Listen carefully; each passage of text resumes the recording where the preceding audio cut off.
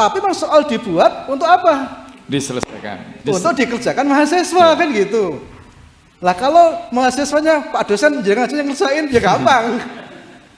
Iya kan? Iya, iya. Iya itu. Makanya masalah Palestina itu gampang.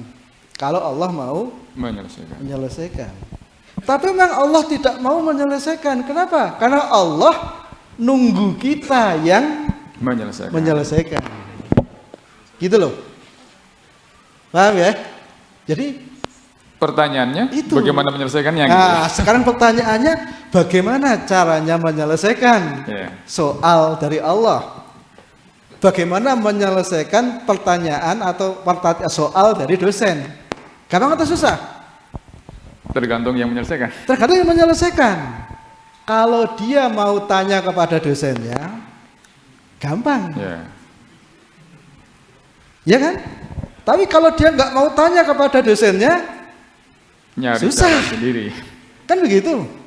Ya, menyelesaikan Palestina itu gampang. Gimana caranya? Ya kita memang harus tanya kepada Allah. Gimana caranya kita itu menyelesaikan gitu. Karena memang Allah sudah mengatakan dalam Al-Quran, Innallaha la yughayyiru ma biqaumin hatta yughayyiru ma bi anfusihim. Allah tidak akan mengubah satu kaum kecuali kaum itu mengubah apa yang ada pada dirinya. Berarti kalau kita ingin masalah Palestina selesai, ya berarti umat Islam harus menyelesaikan. Terus menyelesaikannya bagaimana? Menyelesaikannya dengan cara Allah. Gitu. Kan begitu caranya itu. Nah, caranya Allah itu bagaimana? Yang pertama tentu ada doa ya. Ad-doa'u silahul mu'min. Doa itu senjatanya mukmin. Rasul setiap saat berdoa. Tapi apakah doa cukup? Tidak. Tetapi kemudian kita ini menjalankan apa yang diperintah Allah untuk menyelesaikan masalah. Jadi ketika umat Islam itu dijajah, ketika umat Islam itu diserang, kira-kira solusinya apa? Kalau Allah yang nyuruh itu, solusinya apa sebetulnya kalau Allah nyuruh itu? Solusinya apa? Solusinya itu jihad. Jihad solusinya itu. Maka kalau seandainya Rasulullah itu hanya doa, dibiarkan oleh Allah. Tapi begitu Rasulullah itu berdoa, kemudian Rasul berjihad, maka dibantu oleh Allah. Diturunkan para malaikat untuk membantu Rasulullah Sallallahu Alaihi Wasallam. Jadi memang solusi Palestina itu gampang berarti. Berarti apa? Yaitu jihad. Itu solusi yang diberikan oleh Allah. Jihad. Makanya di sini ini kirim. Jadi jihad itu kirim tentara. Bukan kirim bantuan makanan. Bukan kirim obat-obatan, tapi jihad itu adalah kirim tentara, pasukan. Jadi yang namanya ketika ada perang Mu'tah yang dikirim Rasul adalah pasukan, bukan makanan. Gitu loh. Bahkan dalam beberapa hal, ini kalau kita berbicara lebih luas lagi ya, ngirim bantuan senjata, ngirim bantuan obat-obatan, kadang-kadang itu jahat justru. Loh kok bisa? Masa sih ada saudara kita dihancurkan, mereka sakit, kita kirim obat-obatan kok jahat? Loh iyalah kadang-kadang itu. Coba bayangin. Kita punya teman kita dipukuli orang.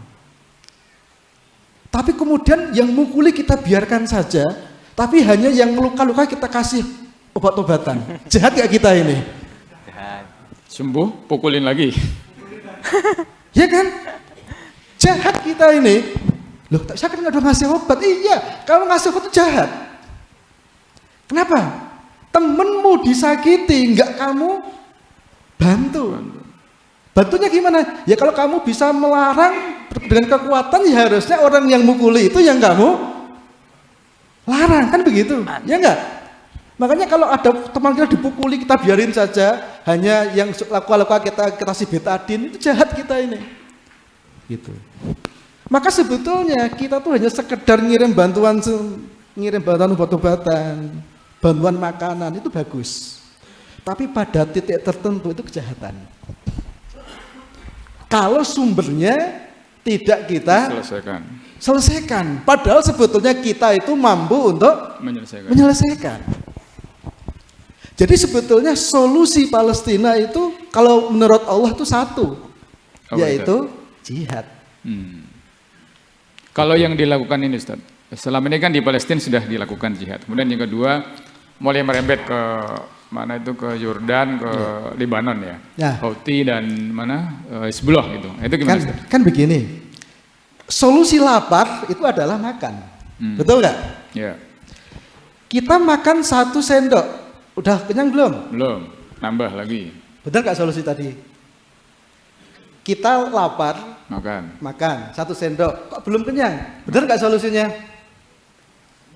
Nambah lagi. Benar. Tapi belum cukup, karena hanya 1 sendok. Berarti kita perlu ngambil sendok yang berikutnya. Yang kedua. Udah kenyang belum? Belum, nambah lagi. Salah nggak solusinya? Masih kurang. Benar, tapi kurang. Butuh sendok yang ketiga.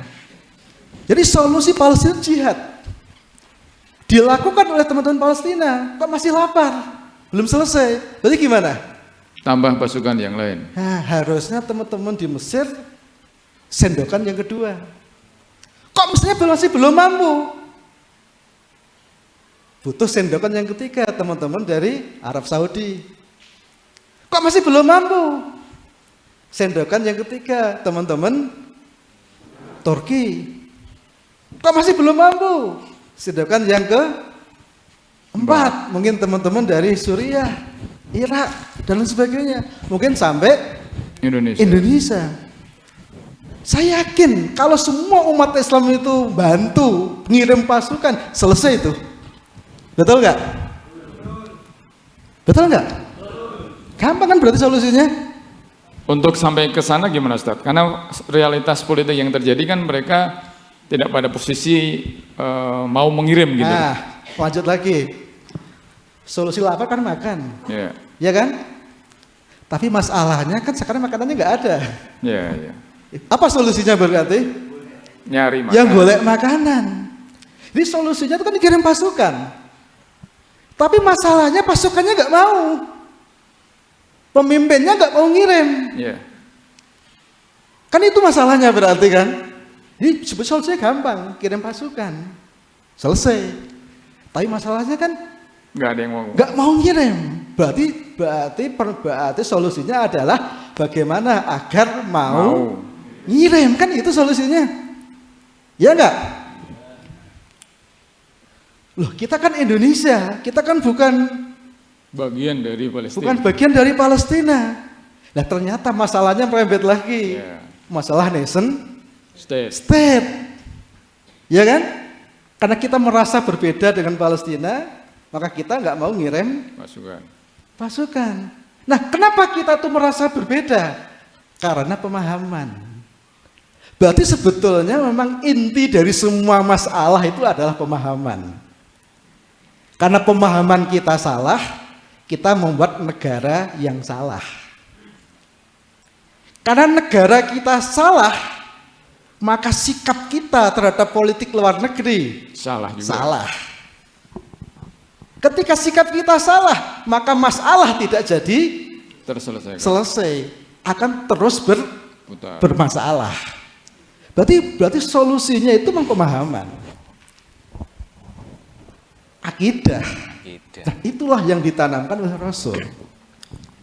Maka sebetulnya memang kalau begitu solusi intinya itu apa?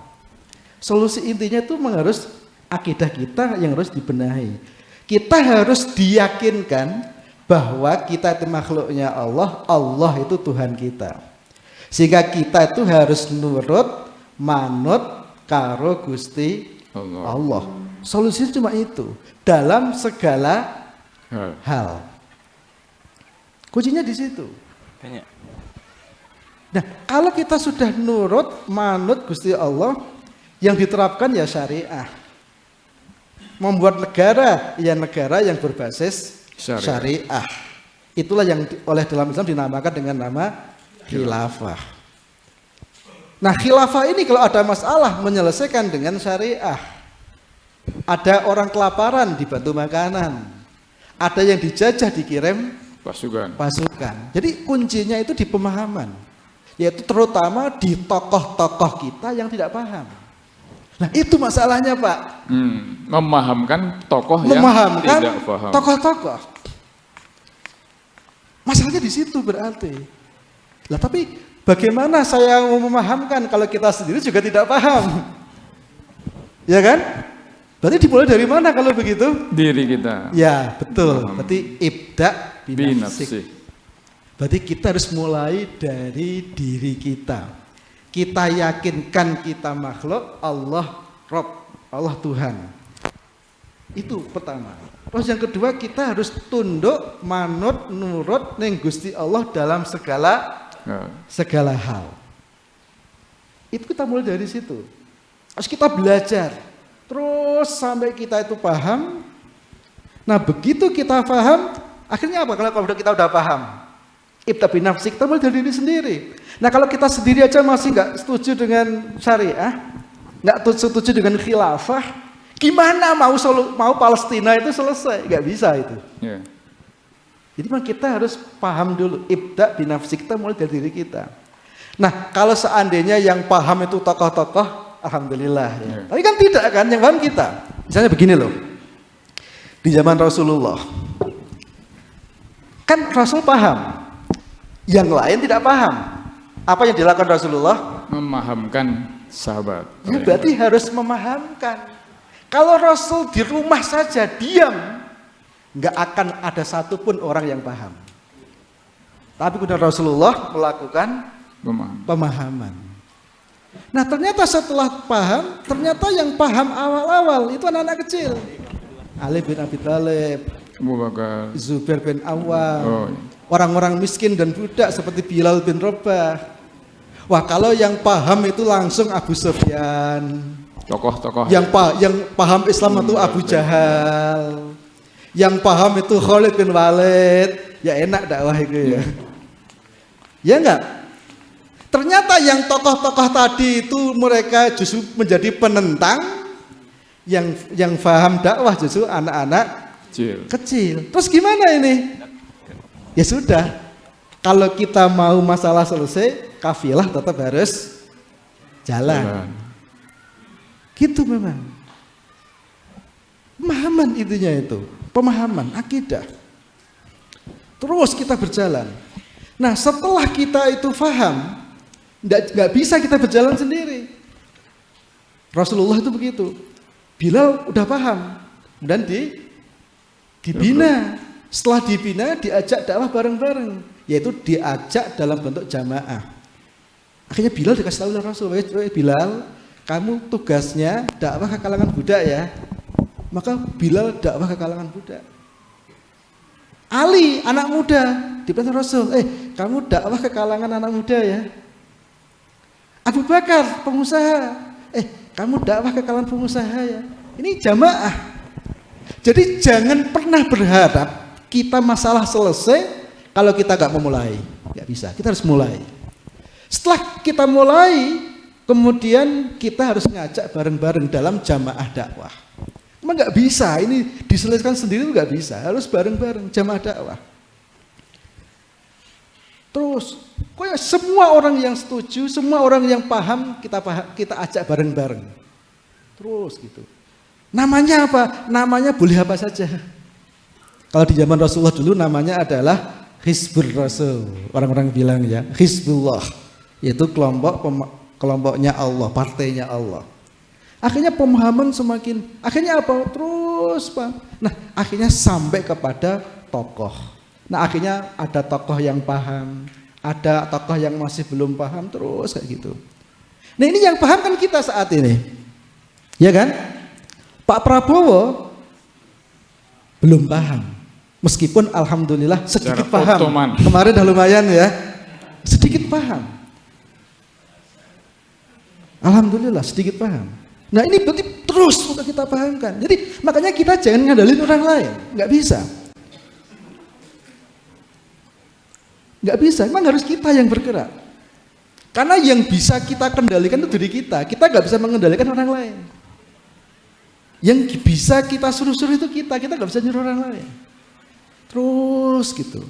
Nah begitu kita di dalam jamaah dakwah, ya kita harus mau tawaduk, merendahkan hati kita, diatur oleh orang yang lain. Nah, kita kadang-kadang kan sombong, kita tuh nggak mau diatur, kita maunya ngatur. Nah ini yang nggak jadi penghambat datangnya pertolongan Allah ini.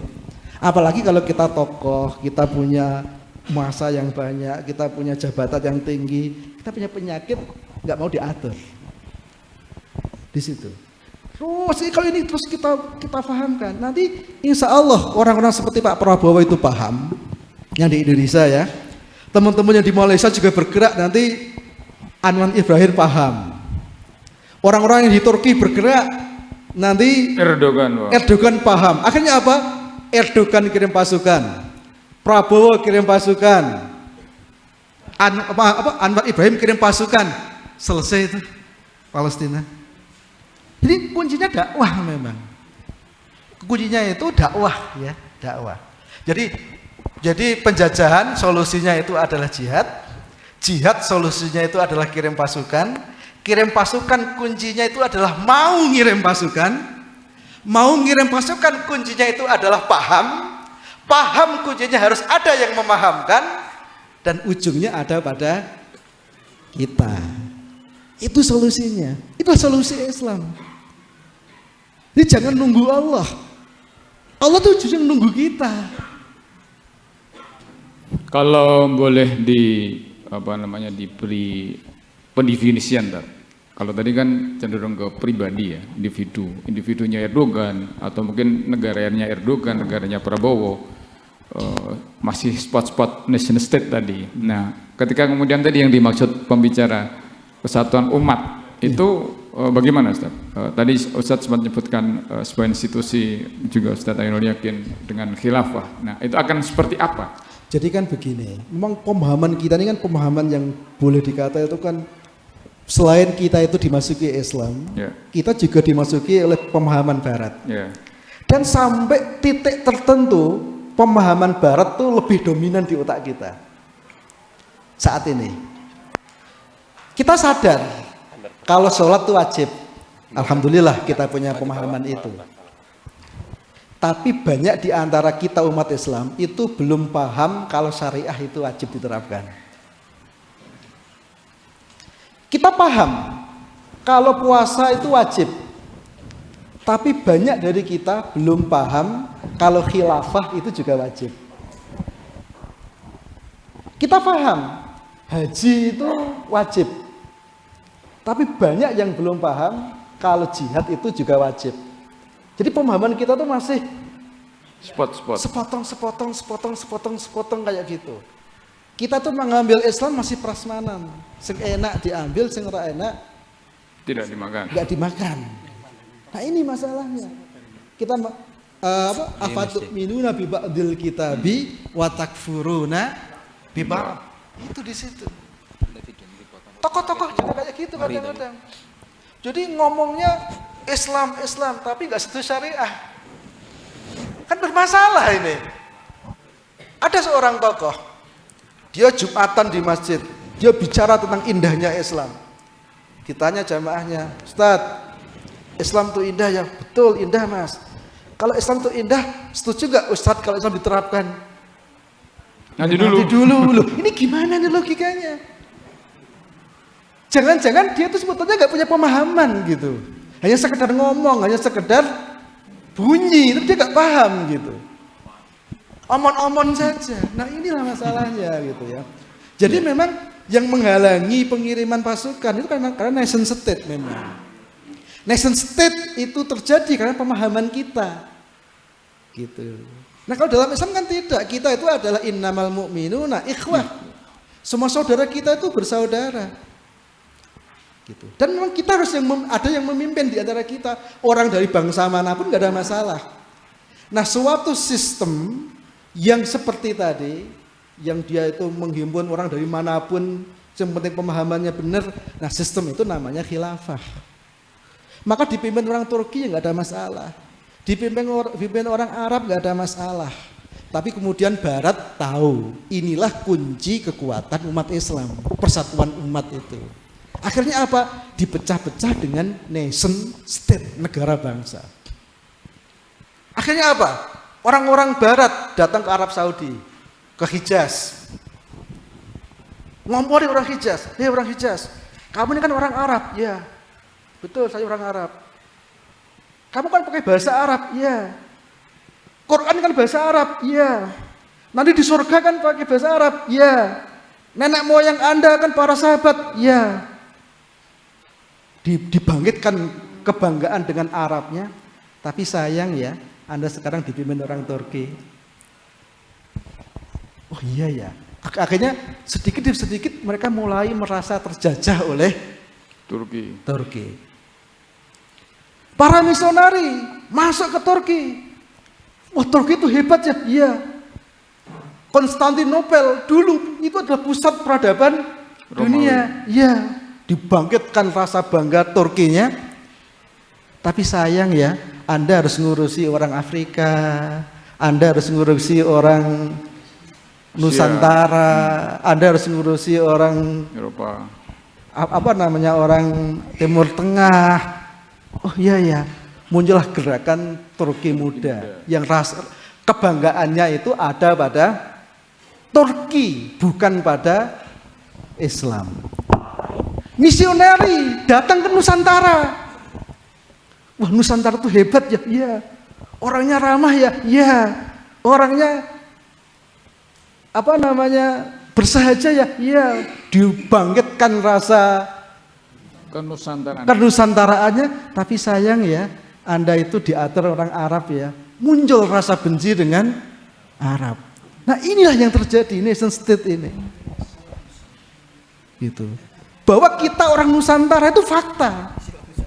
Bahwa Nusantara punya kelebihan itu fakta.